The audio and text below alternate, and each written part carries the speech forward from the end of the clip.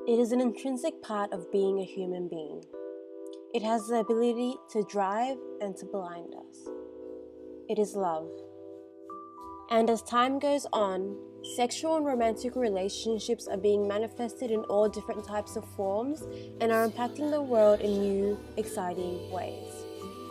Especially in the Western world, where part of work, study, and enjoyment are usually through online and digital media, most of our time is spent in the virtual world. Digital media has changed the nature of relationships nowadays compared to those that were, let's say, 60 years ago. For instance, 60 years ago, if people were dating or had romantic relationships with each other, it would usually be local because keeping in touch and connecting with people over a long distance was harder.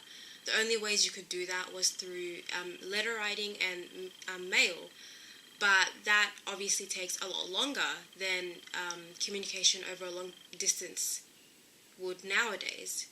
For instance, now you could log on to Skype and be connected with someone who's 600 miles away in an instant. So on that hand, digital media makes relationships more accessible and easier to maintain and attain.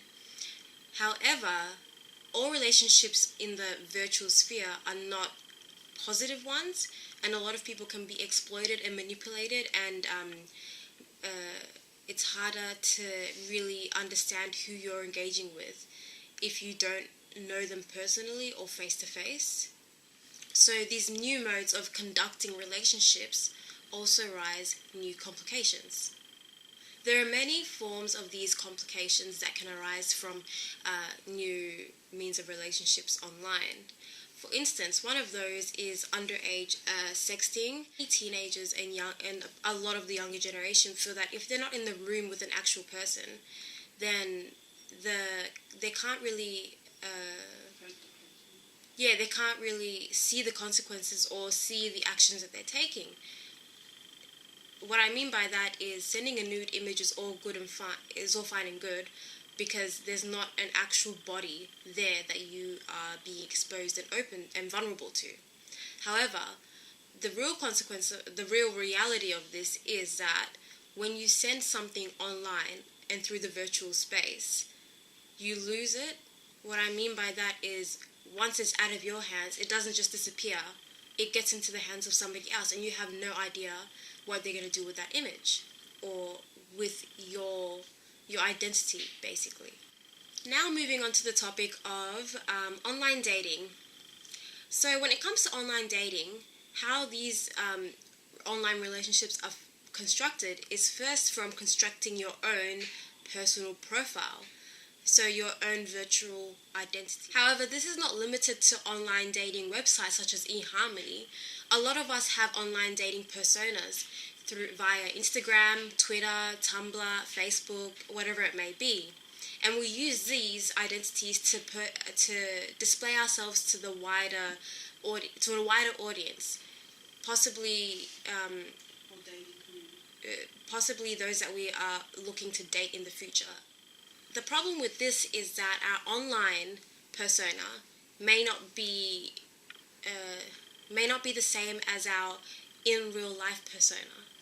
So what I mean about this is the concept of catfishing. So when we construct these portfolios and attract somebody who's interested in that portfolio, it doesn't necessarily mean that they're interested in us as we are. Benefit of the internet web being such a dark space where anybody can be anonymous is that people see this dark space as freeing because nobody can see their true selves.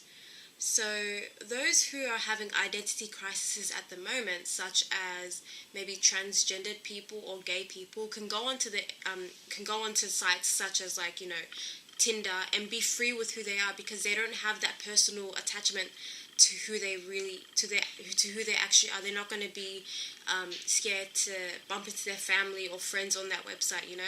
They can find what they truly desire in a partner without having to tie it back to their own personal lives and having to suffer the consequences of being exposed for those secrets that they hold. That's a positive way that constructing online personalities that then lead to relationships can actually benefit individuals and possibly help a situation. Let's hear the story of Sadia and Aman, who fell in love in Ethiopia and decided to get married. However, a problem was that Sadia lived here in Australia and Aman lived in Ethiopia. So how did you maintain your relationship? Maintain our relationship through Skype.